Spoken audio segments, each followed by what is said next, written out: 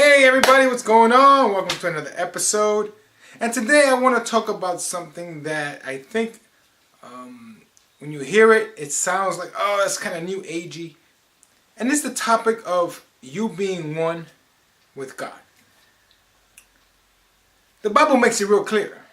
When Jesus Christ was praying to the Father, he said, hey, let them be one as we are one. We are one with God. And you don't hear that too often. When you start living and truly believing that you're one with God, you'll realize there are a lot of things that you don't need. While you're still living with that mentality that God is afar off, you're always going to go chasing things to draw nearer to God. For example, you'll hear people say, yes, when we get together and we start praising and worshiping, I feel God's presence. How can you feel God's presence if you're already one with God? You'll start saying, well, I got to go to church because this is where God's presence is. No. That's Old Testament. That's when they had the Ark of the Covenant, God's presence. These days, I've always said, if you find the Ark of the Covenant, it's garbage. Melt it down for gold. Because you're already one with God. You and God are one. So you are love. You are peace. You are patience. You are kind. While you don't believe that, you're always going to struggle with these things. Because the church system would put God at a distance and say you have to do these things in order to maintain this relationship. It'll be like Adam.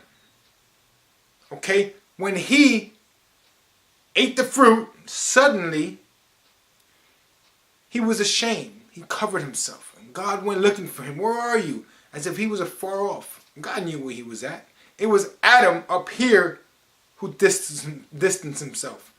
And we do the same thing. We are like Adam many times. When we sin, we feel like God has turned his back on me. We somehow negate and forget everything that Christ did to make you one with God. To make you one through Christ. If you have the Christ mindset, then you realize, hey, I'm one with God. That's why Paul says, hey, set your mind on things above.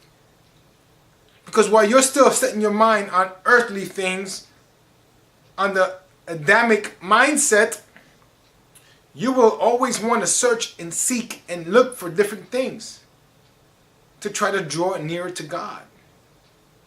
And this is what happens when people begin to go to a church, and for example, let's say the Pentecostals will start shaking, going to the ground and falling and want to speak in tongues. I want to do all these things to draw near to God. Because they don't realize God's one with you. He's in you. And when you hear that, it sounds like, oh, that's New Age. How is that New Age if Christ said, hey, let them be one as we are one? I'm one with God. The same way Christ was one with God, I'm one with God. Does it mean I'm God? No. But I'll tell you what. I do speak life to people.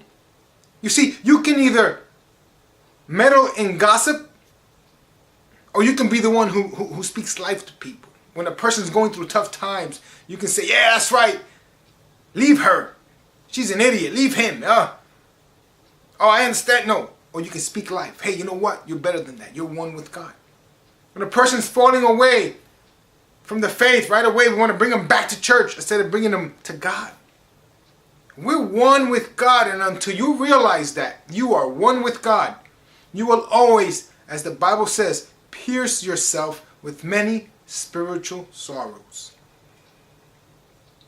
You'll start searching all these extra things. You'll start saying, well, I need to read the Bible more. I'm not saying there's nothing wrong with reading the Bible. But it's wrong if you're searching and looking and reading the Bible thinking that it's the Bible that draws you closer to God.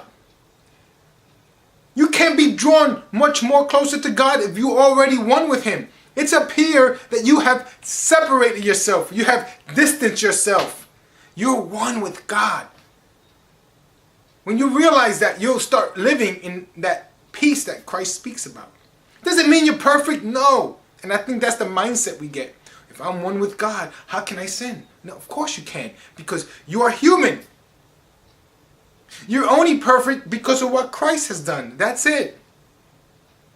It's as if you have God, and you have Christ, and you. And Christ is holding the hand. It's like if you're a father holding the hand of two children. Okay? So you have that type. So there's nothing, Christ is not going to let your hand go. God is not going to let the hand of Christ go. And then suddenly what happens is God reaches over and grabs your hand. So it's a trio, right? It's a circle of three. And God is not going to let you go. You see, when you fall, you don't hit the ground. He catches you. Because that's how he is. That lost sheep, what did he do? He went, got the lost sheep, put it on his shoulders, and came. Happy. The lost sheep didn't have to do a bunch of work to say, oh, yeah, now I'm in your good graces. You are one with God, and when you realize that, the peace within your heart will overflow. But until then, my sister, my brother, you're always gonna search and seek and search and seek and be hurt and fall because you don't realize you are one with God. And if you don't realize you're one with God, you will forever struggle in this walk. You try to seek perfection. You can never find it. Because you are one with God already. You are perfect because of what Christ did, not because of what you do. So don't try to be perfect. You can't. Because you already are perfect. Because of what Christ has done. You are one with God. The Bible says he will never leave you nor forsake you. So why do you assume that because you did something wrong, or what you consider to be wrong up here, he didn't look at it as wrong, but okay, you consider it to be wrong, God is going to turn his back on me.